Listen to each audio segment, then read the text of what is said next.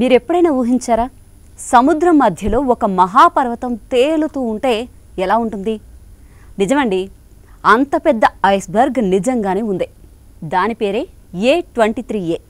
40 ఏళ్ల క్రితం అంటార్కిటికా నుంచి విడిపోయిన ఈ మంచుగడ్డ అప్పటినుంచి సముద్రాలపై తేలుతూ ప్రపంచానికి వింత చూపిస్తోంది. ఒకప్పుడు ఇది లండన్ నగరాన్ని రెండింతలు మించిన పరిమాణంతో ఉండేది. కానీ ఇప్పుడు కాలం మారింది. నీళ్లు వేడెక్కాయి. ఆ గడ్డ కరిగిపోతూ మెల్లమెల్లగా ముక్కలైపోతోంది. ఇది కేవలం మంచు కరిగిపోవడం మాత్రమే కాదు, మన భూమి వేడెక్కిపోతున్న సంకేతం. పెంగ్విన్లు, సముద్ర జంతువులు తమ ఆహారం కోసం చేసే పోరాటానికి ఇది అడ్డుగా మారింది. 40 ఏళ్ల ప్రయాణం తర్వాత ఈ మహాగడ్డ ఇప్పుడు తన చివరి దశలోకి వచ్చింది. ఇలా ఒక సముద్ర రాజు కళ్ళ ముందే మెల్లగా మాయమవుతూ ఉండడాన్ని చూసే క్షణం నిజంగా ఒక విషాదమే కదా. ఈ A23A కథ 1986లో మొదలైంది.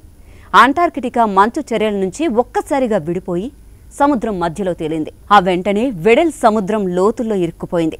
సముద్రపు అడుగునే ఉండిపోయి దాదాపు 30 ఏళ్లకు పైగా అక్కడే నిలిచిపోయింది. ఒక మహాగడ్డ నిశ్చలంగా నిలబడ్డం ప్రపంచం మొత్తాన్ని ఆశ్చర్యపరిచేలా చేసింది. సముద్రపు ప్రవాహాలు దాన్ని తోసినా, గాలులు లాగినా అదస్సలు కదల్లేదు. ఒక మహాకాయుడు సముద్రపు నిశ్శబ్దంలో నిలిచిపోయినట్టు ఆ దృశ్యం అద్భుతంగా అనిపించింది. చివరికి 2020లో మాత్రమే ఆ బంధం నుంచి బయటపడింది. ఒక దీర్ఘ నిద్రలో నుంచి మెలకువ వచ్చినట్టుగా మళ్లీ తన యాత్రను మొదలుపెట్టింది. అప్పటినుంచే దీన్ని ప్రపంచ శాస్త్రవేత్తలు, పరిశోధకులు కళ్ళారా గమనిస్తూ వచ్చారు.